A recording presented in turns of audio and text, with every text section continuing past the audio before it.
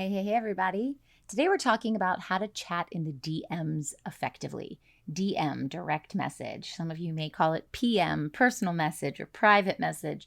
Some of you, depending on your age, might call it an IM, an instant message. But the thing is, no matter which platform you're on or what you call the private messages in the chat, there is a specific way that you can nurture your people and even move them to a sale using DMs. So stick around.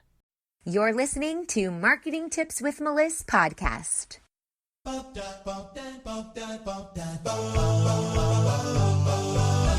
Welcome to Marketing Tips with Meliss podcast. And now your host, Meliss Jakubovic. When it comes to having sales conversations, or even the step before that, building relationships, I highly recommend you use the DMs and don't be afraid of using them. There are a lot of people who say, don't use DMs, don't message me, don't send messages. But the truth is there's a right and wrong way to do it. And they get a really bad rap because people are using them incorrectly. So what I want to talk about briefly today is just some things for you to think about while you are chatting in the DMs. The first thing is that while you're in that alpha position, you are the coach or the healer, and you are trying to move someone towards a sale, you need to show up with confidence. Now, I don't mean pushiness. I don't mean sleaziness. Confidence just means that you know what you have to offer is amazing and you want to help people with it. You want people to see a result and get a transformation. So I want you to be in the mindset, in the headspace of being confidently playful. It's not confident and pushy. It's confident and playful. So that means you're going to have a sense of humor. That means you're going to be a little bit vulnerable. That means maybe you're using emojis. That means maybe you're asking some questions here or there that end with a LOL, like you're having a normal conversation with a friend. Be in the mindset of having a normal conversation with a friend with the goal of helping them. So I like to say confidently playful. Now, while you are messaging someone, depending on how long you've been messaging them for, how far they are along in their journey, and what the end goal is, you might show up a little bit differently throughout. But people really do want to open up, they want to talk about themselves, and they feel more comfortable doing that when you have expressed interest in them. So look for things that are interesting to you. This isn't being fake. This is actually doing your research. Go to their profile page, look through the things that they post, comment on the things that they post, and bring those things back into the conversation. I highly recommend you find some things that you love about this person. And I'm going to tell you, no matter who you're speaking to, you can find something that you really appreciate about someone else. I call that the Me Too factor, where you're finding something that's similar to them that you have. So you guys share something. But even if you can't find anything that's similar, you can find things that you at least appreciate. So compliment them on those things. Say, hey, I love that dress that you were wearing, or that's amazing that you get to travel the world. Anything like that. Find a compliment. The work that you do, it's so amazing. It's so powerful. It's so special. Whatever it is, compliment. If you ever learned how to give somebody criticism, the best way to give someone criticism is to start with a positive. 2 positives before the negative.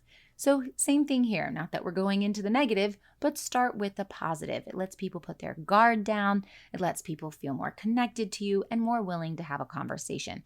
So compliment them. Then you want to just ask them some questions. What are those qualifying questions that you need to know to see if this person is a good fit for your next steps? So you got to qualify.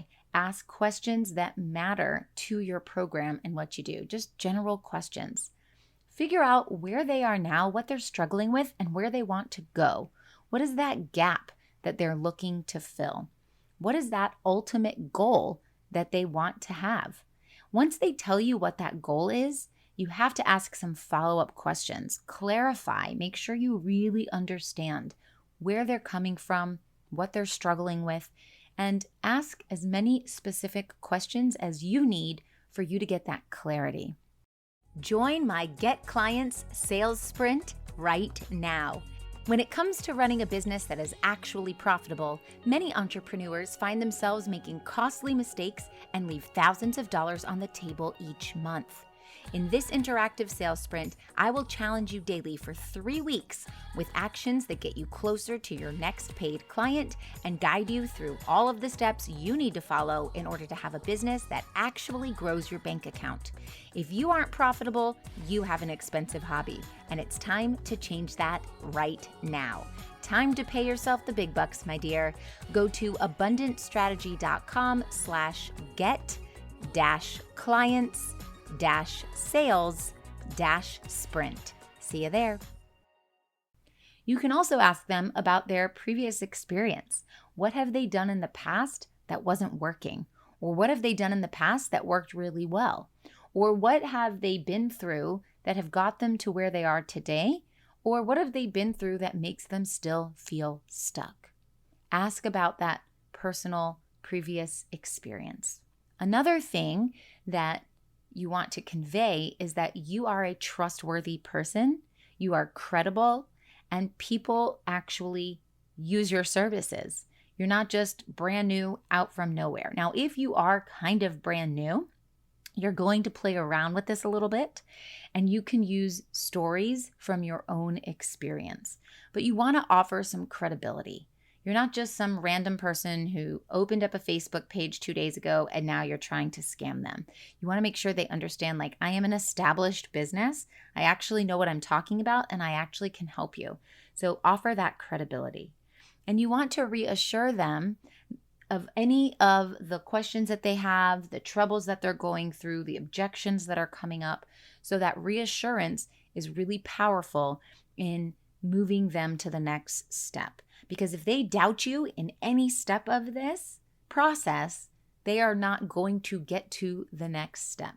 Another reason why we want to reassure them is because if you are a coach or a healer, we want to show them right now that you know how to coach and you know how to heal, not after they pay you, but from the very beginning. If you embody the coach or healer mindset and lifestyle and way of thinking, then you need to convey that in every single thing that you do, including the conversations in the DMs. Of course, you want to show some social proof. So if you have testimonials or you have stories from past clients, maybe you have video interviews that you can tag people in that you've posted, or anything that you can share that proves that you are capable of getting this done and actually achieving the result that they are looking to achieve, helping someone through this transformation. You want to share that. It's really hard for somebody to just randomly speak to someone and say, yep, they're going to take me to that next level without that social proof. When someone sees, oh, she's helped 25 people with this, now you become a little bit more real. Now they're like, it worked for that person and that person and that person. It probably will work for me. So you really do want that social proof. And then you want to turn it back on them and say, hey, what questions do you have for me? Do you have any questions? And then they're going to come rolling in with their objections in the DMs. And that's what you want. You want the objections to roll in so that you can overcome them. You're welcome to listen to any more of my podcast episodes about objections if you need more clarification on that. But you want to make sure that you're giving them the space to ask the questions that they have. The more open you can be, the more trustworthy you become. The more trustworthy you are, the more likely they are to want to take the next step with you and potentially work with you. So when you're in the DMs and you're moving towards a sale, think about what's in it for them and how can I make them feel most comfortable and really reassure them the whole way through. But you want to sit in that alpha position and you direct the conversation. Now, I love typing because I can have several conversations with lots of people at once. But sometimes having that voice memo really does give a personal touch.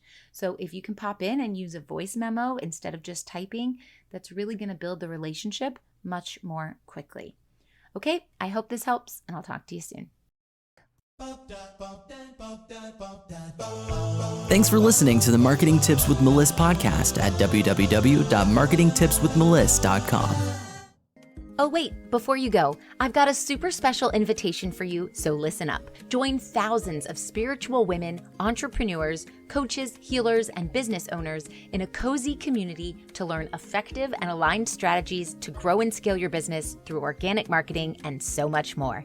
And for a limited time, when you join my free community, you will also get a free copy of my book, Abundance of Aligned Clients and Consistent Income. Join the Spiritual Women Entrepreneurs community at spiritualwomenentrepreneurs.com to claim all your free gifts. See you on the inside.